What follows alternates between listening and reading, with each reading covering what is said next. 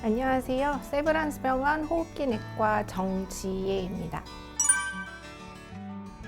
만성 폐쇄성 폐질환은 영어로 COPD라고도 이야기를 하는데요. 만성의 의미는 어떤 질환이 천천히 시작이 돼서 우리가 치료를 하더라도 완쾌가 목적이 아닌 평생 관리를 한다라는 의미가 포함이 되어 있고요. 폐쇄성이라고 하는 것은 호흡을 할 때 특히 밖으로 호흡을 내뱉는 그 상황에서 공기 흐름이 뭔가 원활하지 않는 상황이 발생하는 그런 폐질환이 되겠습니다. 크게는 만성기관지염과 폐기종 두 가지로 나뉘게 되는데, 만성기관지염은 기관지의 만성적인 염증에 의해서 기관지벽이 두꺼워지고 또 여러 점액과 객담이 많이 발생을 하면서 기관지 내경이 좁아지는, 그럼으로써 기도 내 공기 흐름이 문제가 생기는 상황이 되고요. 폐기종이라고 하는 것은 허파과리라고도 하는 폐포라는 공기주머니에 구조적 결함이 발생을 하게 되고, 이로 인해서 역시나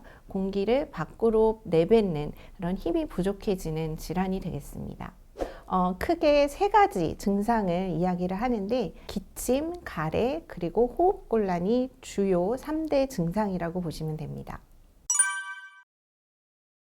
네, 만성 폐쇄성 폐질환의 가장 대표적인 원인은 흡연이 되겠습니다.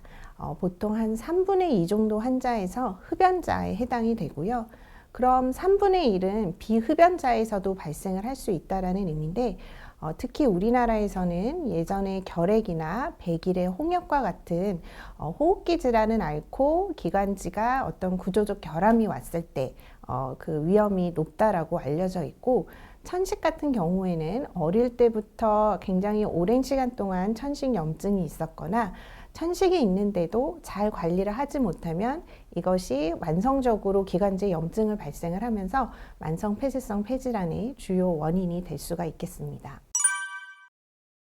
만성 폐쇄성 폐질환의 진단을 위해서는 이 공기 흐름에 뭔가 문제가 있다는 것을 우리가 객관적으로 평가를 해야 됩니다. 그렇기 때문에 폐기능 검사가 필수적으로 필요한데요. 그래서 여러분들께서 앞서 말씀드렸던 그런 위험 인자들을 가지고 있으면서 기침, 가래, 그리고 호흡곤란이 있다면 혹시나 이 만성 폐쇄성 폐질환이 없는지를 확인하기 위해서 폐기능 검사를 하시는 것을 권장드립니다.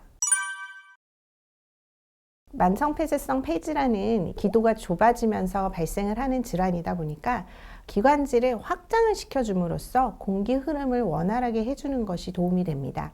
그래서 기관지 확장제라는 성분을 이용한 치료를 하게 되는데, 그러나 다행스럽게도 우리 폐라는 공기는 구강을 통해서 공기를 들여 마실 수 있는 통로가 있습니다. 그러다 보니까 이 기관지 확장제라는 약제가 먹는 약제가 아니라 흡입을 하면서 약을 직접 투입할 수 있는 방법이 개발이 되었고, 우리는 그러한 치료 약제들을 흡입기라고 이야기를 해서 기관지 확장제 흡입제를 사용을 하게 되고요. 또 염증이 심한 경우에는 저희가 스테로이드 성분이 포함된 흡입제를 사용을 하기도 합니다. 만성 폐쇄성 폐질환을 예방하기 위해서는 아까 가장 큰 위험 요소인 흡연을 하지 않는 것이 가장 중요할 것입니다. 흡연 중이라고 하더라도 어느 때라도 어느 나이에서라도 금연을 하는 것이 예방을 하는 데 상당히 도움이 되고요. 특히 40대 이전에 금연을 한다면 우리가 만성 폐쇄성 폐질환을 거의 정상인 비흡연자 수준의 위험도로 낮출 수 있는 굉장히 중요한 방법이 되겠습니다. 네, 만성 폐쇄성 폐질환은 보통 증상이 나이가 들면서 나타나다 보니까 진단의 시기가 늦어지는 경우가 많습니다. 특히 이제 어르신들은 이게 내가 나이가 들어서 기침이 나고 가래가 나오고 숨이 찬가 보다 라고 생각을 하고 관가를 하는 경우가 많은데요. 흡연자였거나 위험 요소를 갖고 있다면 꼭 폐기능 검사를 하시는 것을 권고드리고요. 또 이미 만성 폐쇄성 폐질환으로 진단이 되어 치료를 하고 계신다면 아까 말씀드렸던 흡입제 약제들을 잘 사용하시는 것을 추천드립니다.